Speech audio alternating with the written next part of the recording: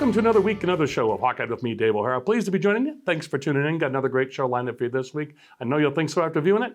We've got the Jameses with us again this week. The James gang. It worked so well last week. James Vandenberg, former Hawkeye quarterback, and James Morris, former Hawkeye linebacker, are going to join us to analyze the Hawkeye football team. And then after that, we'll have former Hawkeye basketball playing great Jeff Horner going into year 4 at Truman State University, head men's basketball coach. Started off the season 2-0 and ranked number 6 in the country in Division II. They are clipping along, and as always, we'll close our show out with HawkeyeInsider.com's David Eickholt, part of that fantastic CBS Sports Network, 24/7 Sports Network. That being said, you can see my buddy Craig Schroeder.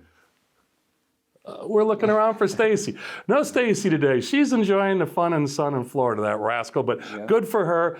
Craig is with fightwithflash.org or Facebook page Fight with Flash Foundation. Craig, as always, great to see you. How you doing? Thanks for joining us. I'm doing great. It's great seeing you too, Dave. Thanks so much. Craig, we've got so many things to get to. I had, as the viewers know, I had a great conversation with Fran McCaffrey last week, Margaret McCaffrey, Patrick McCaffrey, Connor McCaffrey, all separate, all lined up by this guy and Stacy right here. So thank you for that. And Craig, what you and I are going to talk about today on the web exclusive of the Fight with Flash Foundation, DaveO'HaraSports.com. Please check that out after this show. Craig, we're going to talk about awareness and the deluge of wonderful messages I've received from viewers, listeners from radio, people in general, thanking me, thanking you and Stacy, the Schaefers, the McCaffreys, for bringing awareness.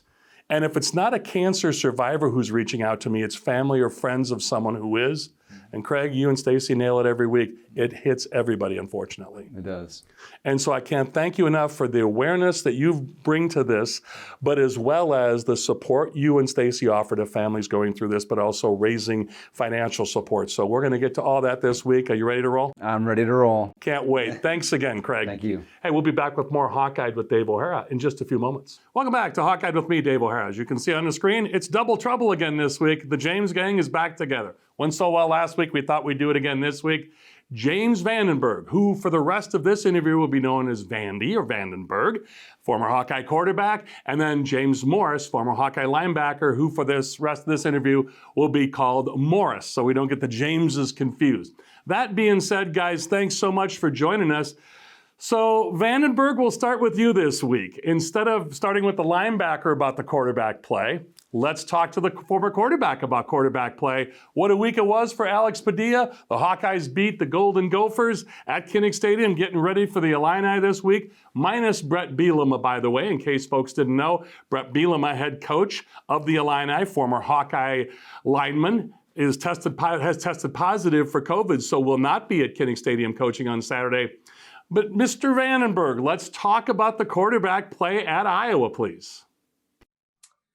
I mean, I think it's our second glimpse at Padilla. I mean, I don't know if there was anything like huge glaring takeaways, but it felt smooth again. It looked like the offense was clicking. We were kind of talking off air on like objectively versus subjectively. It's like, if you just showed me the stats, 11 for 24, 200 yards, I don't know like if that would have told me anything one way or the other, but it looks different. It feels different. And I think one of the big reasons that is we're under center a lot more. I don't know if you noticed that. Yeah. I don't know who's keeping track of, we were not in the gun that often, and we ran it from the gun when we were in the gun, which also is nice that we were doing. But I mean, overall, I just think it was a team win. We can talk about the quarterbacks, but I don't think the quarterback won or lost the game. It was a Big Ten battle, and it kind of took all 3 phases to win it. But I think there was just this normalcy that came back watching bootlegs and sprint outs, like in 3-step drop. There was just there was a little bit more normalcy for at least me there. You got our linebacker smiling and nodding there, Mr. Vandenberg. So, Mr. Morris, your thoughts on that, please. Yeah, I think it was an interesting observation, Vandy, because we talked about it last week. We said if you're breaking in a new quarterback, what are the types of things you want to do? And it's boots, nakeds, some things where you can get some easy drops and dunks and get them in a rhythm. And I think we definitely saw that. I think the other thing when you talk about under center is it really adds some teeth to your play action game. You know, the effect of play action from the gun is really really nominal versus coming out from under center. You force the defense to pause and respect the threat of the run, and that gives you a little bit of an edge on that play action pass. And so I think that there's tremendous value in that. And the other thing is you got a quarterback who's a little bit more fleet of foot. And so he is able to be a little bit quicker in his dropbacks and rollouts. And so I think that's another differentiator between these two guys. Now, you had talked last week, Morris, about how throwing the ball deep for Padilla, and that's no slight to Spencer Petras. And looks like he's not going to be still working on that injured shoulder. And so Alex Padilla is listed as the starter, Deuce Hogan as the backup. So, Morris, you talked last week about opening the field up or extending the field, and that deep ball that Padilla throws, and he hit a couple of big passes to Charlie Jones deep, a couple other passes, a little pop screen they call it, or a little behind the line screen to Keegan Johnson, who, let's just be blunt, he would have made me look good as a quarterback. He made the play himself, caught it, broke 3 tackles, and outran 6 guys to the end zone.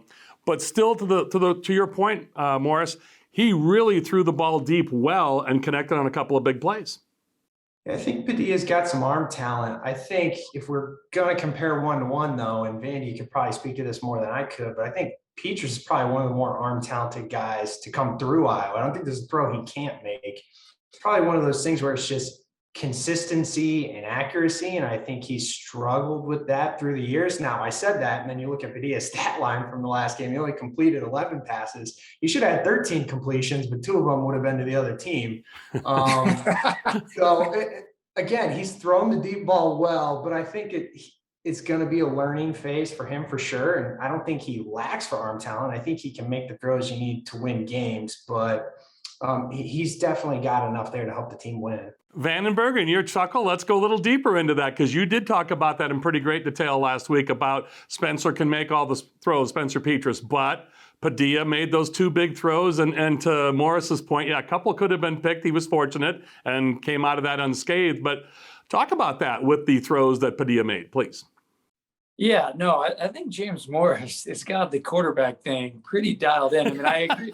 If you purely were going to say, okay, who's got more arm talent, which that's not even a thing, but if it was a thing, definitely Petras. I mean, Petras can clearly throw an 18-yard comeback and throw a 5-step glance and stuff like that, but that's not the game of football. And where I think what we're circling and talking about here is Padilla is willing to kind of take some of those one-on-one risks and let a guy go make a play. Petras seemed a little more reserved when it came to kind of taking those shots. I mean, the only way you get those shots is if you take those shots. Inevitably, that means you're going to incomplete some. You're probably going to throw a pick, but also that's how you get big plays. You can't always assume the behind the line screen is going to go for a 30-yard touchdown. Yeah. So I think it's probably more of just like giving guys a chance more than any of the argument on arm talent, not arm talent. I mean, just Padilla's strengths are going to be getting the ball out. I think that's his strength. So when you see those sprint outs, when you see the 3-step drop under center, when you see the play action with the quick guy across the middle, I mean, I think Padilla, that's where he's going to thrive. I don't think Padilla's a 7-step, 15-yard comeback across the field type guy. That's more of a Nate Stanley or a Spencer Petras type deal. But right now there's a clicking going on in our office, regardless of what the stats are, where it feels like the ball is moving around better. And somebody said it perfectly. They said, have you ever heard less complaining about somebody going 11 for 24? And I just chuckled. It's like, no, I haven't. I mean, nobody's even talking about that, which is good because it feels like the offense is moving a little bit better. So let's stick with that with you, Vandenberg, before we get back to Morris and talking about the defense and special teams. But 27-22 victory for the Hawks over the Golden Gophers. And for a lot of fans, and James Morris talked about this last week, that the 2 coaching staffs don't like each other. And that made a lot of Hawk fans happy. The Floyd of Rosedale bronze pig statue stays in Iowa City again. So in the last couple minutes we have with you guys for this segment this week, James Vandenberg, let's talk about the vibe of the team and the leadership. So you mentioned about it being more of a spring in the step and taking a few more risks and chances and having it play out positively. When you make a change like that, a quarterback, and you've seen that when Ricky Stanzi was hurt and you came in, and also you've had some other quarterback issues throughout your time at Iowa, either playing or observing. Do you see that noticeably? I mean, is that a natural thing that a team will say, okay, let's rally behind this guy? Or is that Padilla's leadership skills or all the above? I think it's probably all the above. I mean, Padilla's not the only person. I mean, I don't look at the depth chart every week like you and your buddy, Mr. Eickholt, Dave, but Keegan Johnson is clearly starting or playing way more, and he is the best guy on our team with the ball in his hands. That's bar none. Like, he needs to touch it the most, and it seems like in the last 2 weeks, he has touched it the most. So, I mean, give Padilla credit, give Brian Ferentz a ton of credit, give just the overall flow of the offense credit. Padilla clearly is helping drive that engine, but I think it's probably more than just that on this flow that we're all talking about. And I think Keegan Johnson's a huge part of it, because that guy is like who you want to throw a slant to. I can tell you that right now. And it's taken us through the season. The guy's a true freshman. Like, it's hard to bring those guys along, but at some point, yeah, that guy's got to come in and just get more touches. And it seems like in the last 2 weeks, whether that's Brian Ferentz or Padilla or Coach Ferentz, whatever that is, Keegan Johnson's getting more touches, and that's a good thing for our offense. Great analysis from both of you on the offense. So James Morris, we've waited this long. You've been champing at the bit. Let's get to the defense. Hawks had some opportunities with the old bend, don't break, and you even talked about that last week going into the game, saying, hey, if you can hold a team either scoreless or to a field goal, that's a win when they have a positive field position or a flip in the field position. Let's talk about Phil Parker and that Hawkeye defense, please. Yeah, I would say they did enough to get the win. I don't think it's a performance that they're super proud of. And I can tell you that Phil was not happy going into halftime, giving up, I don't know if it was 150 rushing yards at half. So when they talk about bend, don't break, what they're usually talking about is those free access throws on the sideline and not giving you the 30 or 40 yarders. They're not talking about giving you 7 yards on first down on a halfback dive. So it's one of those things where there's probably some plays they wanted back. And I think they'd probably call the first half a little bit different if they had it back, and get a little bit more movement and put these guys in a position to be a little bit more aggressive, because giving up, over 200 yards of rushing is not a formula for success in the long term. Now, we did enough to get the win, but it was one of those games where you leave it and you're like, it felt like a loss, but you came away with the W. Yeah. So let's do this. James Vandenberg, we'll start with you. Hawkeyes win this week in the last minute we have here. Winner, give us a prediction, and then James Morris, I'm coming to you with a prediction. You first, James Vandenberg, please. Well, yeah, we win probably 27-17. Hawkeyes win. James Morris. I'll go 24-15. 24-15. I'm going to go... I'll go between you two, 24-17, Hawkeye victory. So hopefully one of the three of us is on point, or we're all in that same Hawkeye victory by 10 to a touchdown to 10 points. We'll all be happy. So James Morris, thank you so much. Look forward to catching up with you hopefully next week or soon. And thank you, James Morris. Oh, thanks, Dave. Great to be here. You're very welcome. And James Vandenberg, we'll for sure talk to you next week, and hopefully we get the two Jameses together again. Thanks, James Vandenberg. Thank you, Dave. My pleasure as always. So for the Jameses, James Vandenberg and James Morris, I'm Dave O'Hara, back with more Hawkeye and Jeff Horner, former Hawkeye basketball playing great, now head coach at Truman State University, men's basketball number 6 in the country. Division II started up the season 2-0. We'll talk some Hawkeye basketball with Jeff Horner in just a few moments. In farming, everybody knows relationships drive the industry. And with Merschman Seeds, you've got a friend in the field. Hi, this is Joe Merschman. We're the friend that delivers with extraordinary speed. We're the friend that shares knowledge and innovation. We're the friend that cares about your yields and profits. And we just happen to have the most advanced seed technology in the industry. When you choose the best seed, you also get the best people. Merschman Seeds, your friend in the field. Hi, I'm Joel from Tice Chevrolet. We've lived through some very interesting times the last few months. Ensuring everyone's safety is more important than ever. That is why we're participating in the Chevy Clean program. At your request, we will pick up your vehicle, service it, and return it after we've cleaned it using the current CDC guidelines. This is just another way to work towards exceeding your expectations. So give us a call and let us show you what it means to be part of the Tice Automotive family. Welcome back to Hawkeye with me, Dave O'Hara. As you can see on the screen, my buddy Jeff Horner joining us. Jeff, former Iowa Hawkeye basketball playing great, at or near the top of all meaningful offensive statistical categories in University of Iowa men's basketball history. Jeff now going into year 4, actually is into year 4 as head coach at Truman State men's basketball program. And Jeff starts off the season at 2-0. You're number 6 in the country. The rankings haven't come out for this week yet, but Jeff, as always, thanks for joining us and congratulations. How's everything going with you, my friend? Thanks. Everything's going good, and thanks for having me on. Oh, it's my pleasure as always. After talking with you on radio yesterday for my radio show, and now we bring it to TV, let's talk about the Iowa Hawkeyes. Again, you start off the season 2-0. Cade McKnight, your star player, is just doing Cade McKnight things after being the player of the year last year, is now the player of the week. So you had a great start to the season. We'll get more into your season as we go on, but let's take a deep dive into Iowa Hawkeye basketball. They are also 2-0 like you are, but you got to look at Keegan Murray. What a season he's had. But I'd like you to make a little parallel for when you and Greg Bruner left in 06 to when Haluska and crew took over. Adam Haluska, your buddy, was a year behind you guys because of his transfer from Iowa State his freshman year.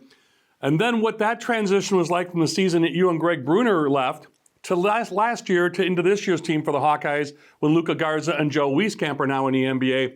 What's that like as a player? What did you hear from Haluska and crew, what they went through when you and Greg Bruner left? I think it's more so just all right, who's going to step up and be a little bit more of a leader. I think if you probably talked to Adam and you watched him play his last year at Iowa, obviously he was much more aggressive, scoring the basketball, and obviously that's what that team really needed. But I think the year before that, I think Greg, me, and him kind of all just evened out a little bit. All right, we need one of us to get going that night. I think any one of us could step up. Not saying that other guys on Adam's team couldn't step up that last year, but you kind of knew that Adam was obviously the guy. And so, I think it was just for him, all right, how am I going to be more aggressive so we can get more wins and do this and do that? And I think at Minnesota, he almost has a triple-double with rebounds and assists too as well. And so you could obviously just kind of see just the aggressiveness that he took after Greg and I, kind of left, and obviously part of the leadership role too as well. Something that probably Tony Freeman and Mike Henderson probably picked up on a little bit too. And they had a talented freshman in Tyler Smith as well. And so I think it was kind of more of, okay, we're going to be a little bit of a different team this year, more maybe playmakers, that type of thing, with Mike and Tony and Tyler Smith, those guys, instead of, all right, we're how are we running our offense? How are we going to get the ball inside the brew, that type of thing. So I think those things are probably a lot of things that, are going through the minds of a lot of guys this year. I kind of have to laugh at people that didn't think that Keegan Murray could shoot the basketball because as I recruited him growing up, that's what I thought he did best. And so it's kind of funny, people think that just because you shoot bad your freshman year that you're not a good shooter all of a sudden, and that's just not the case. I think I shot like 20% my freshman year or something like that from 3-point range, but Keegan Murray's always been a really good shooter in my opinion. And it's actually the other areas where I think he's really grown as far as athleticism and rebounding and shot blocking and all that kind of stuff. So,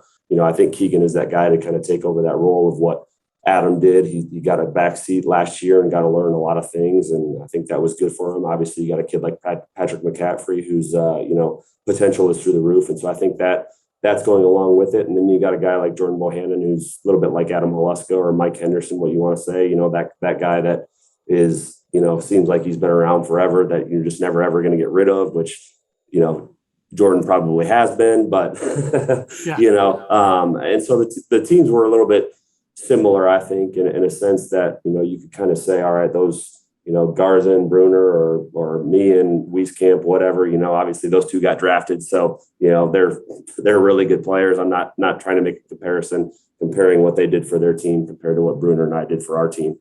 I think we're probably a little bit similar. And I think as you see this year, I think defensively, I think you can already see, some improvements, that type of thing, just by the guys that they're playing. And I think it's really good. I think they're playing really well together and they're getting a lot of experience for sure. You know, and Jeff, you're right on the money because that's what Adam Haluska has said on this show in the last year. When you're either recruiting or coaching your team on the road, Adam sits in for you. And so that's exactly what Adam said about the transition year. So you nailed it. You know your guy well, Adam Haluska. But hey, Jeff, before I say goodbye to you, I want to say to the viewers, be sure to stay tuned because next week's show, I had a sit down with Patrick McCaffrey separately, Margaret McCaffrey separately, Fran McCaffrey, head coach, separately, and also with Connor McCaffrey separately. So stay tuned for that next week. And then we'll be back with a live show after Thanksgiving. So Jeff, my friend, thank you so much. Continued good luck to you, and we'll talk to you in a couple of weeks. Thanks for having me. My pleasure. For Jeff Horner, I'm Dave O'Hara. We'll be back with more to close out the show with Hawkeye with me in just a few moments. Hi, I'm Joel from Tice Automotive Family. We're living through some of the most interesting and challenging times many of us have ever seen. Knowing who you can rely on is more important than ever. Many of us turn to our families to get us through, and the same holds true here. From our fair, upfront pricing to exceptional service after the sale, we truly want to exceed your expectations. So give us a call or stop by and let us show you what it means to be part of the Tice Automotive family. Who do you trust to produce the best yield? A seed company that's chasing technology or a seed company that's writing the book on it? Hi, this is Joe Mershman. Mershman Seeds has been treating soybeans for decades, long before it was commonplace. We're the leader in technology, introducing Mershman Seeds' latest advancement in seed treatment, with an added fungicide to help produce a faster, more even emergence every single time. Who can you trust with your yields? Mershman Seeds, your friend in the field. Welcome back to Hawkeye with me, Dave O'Hara. As you heard James Vandenberg, former Hawkeye quarterback, shouting you and me out a couple of segments ago, saying, I'll leave the lineup analysis to you and your buddy David Eickholt. So, David, first and foremost, as always, thanks for joining us. Secondly, I'm going to get to it right away with you. Get out of your way. Kirk Ferentz had some fantastic comments today. Yeah, Kirk Ferentz, first of all, he opened his statement by wishing Brett Bielema the best. He will not be coaching this weekend against Iowa due to him being diagnosed with COVID-19. But the more interesting comments from Kirk really came when he said, yeah, Spencer's fully healthy. They think he will be by Saturday. He's practiced last 2 days. Alex Padilla has been running with the ones, though, and I do think that is a bit notable. But when asked to name a starter, he wouldn't go that far. He said, we haven't even had that discussion yet. Now, how much of that is tongue-in-cheek? I mean, you know they've had to have had about 3 or 4 discussions by now. But it will be interesting to see who trots out there. And I think everybody in the world who's watched 1 second of Iowa football knows they're not doing a 2-quarterback system. Oh, just thank you, because you and I have talked about this.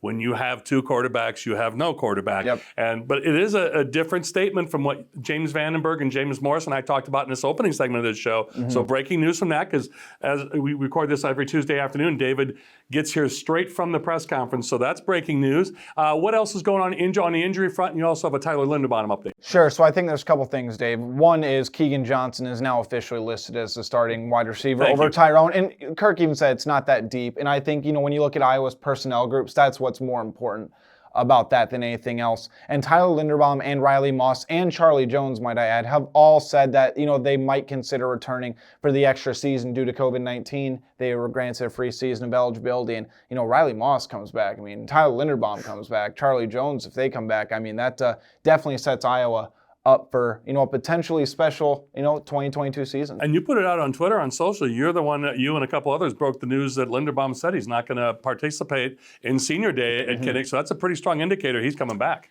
Here's what I'll say, and I think you go back to his comments he gave us in the spring. He even said, I wasn't ready to leave Iowa. He didn't even look at the draft boards. He didn't talk to anybody. He just said, I want to go back to Iowa. I don't even want to, linger in this. I think he has to have the conversations this year. I'm not going to be surprised if it's like a TJ Hawkinson situation where they really want to come back. But Dave, Tyler Linderbaum might be the highest drafted center, at least that I can remember. You're talking about a guy that could potentially go in the top 10 as a center, which is incredibly rare. You have some injury updates for us as well, please. Yeah, so Terry Roberts is still week to week.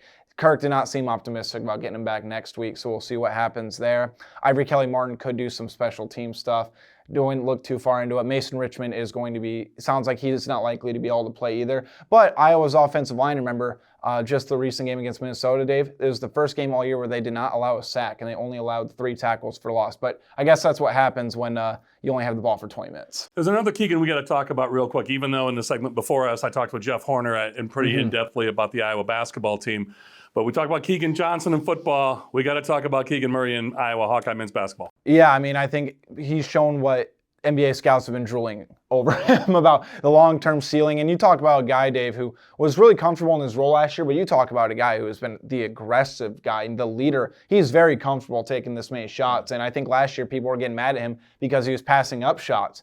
That's not going to be the case this year. And Andy Katz, the NCAA.com analyst, said after Keegan's first game, yeah, I probably should have put him as the top 20 player in the Big Ten. Yeah, possibly, huh? And not only, the Hawks are only 2-0, so we've got a long season ahead, but Keegan Murray still picking up where he left off last year and accentuating that. And David, we got to talk about the Iowa Hawkeye women real quickly, about Bluder's Bunch. Move up to number 8 in the country, a couple of big wins, non-conference, but still the same pretty cool stuff. I mean, Caitlin Clark, best player in the country. I'll go on the record saying that. It's going to be more of a storyline when she's not Big Ten Player of the Week. They're 3-0 right now, a couple big games this week. And Lisa Bluder, if she wins on Sunday against Drake, it will be her 800th career win. So that's something to keep an eye on as well. Her former school that she coached at as well. So, David, great stuff from you as always. Thanks so much. Appreciate it, Dave. You're very welcome. For David Eickholt, Jeff Horner, James Morris, James Vandenberg, and Craig Schroeder, Craig and Stacy, I'm Dave O'Hara with Hawkeye.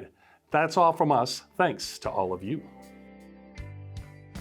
And as always, thanks for staying tuned through these rolling credits to give our advertisers and sponsors the credit and attention they so richly deserve. Without them, we don't have a program. So for the aforementioned guests and to you, the viewers, that's all from me. I'm Dave O'Hara with Hawkeye. Thanks to all of you.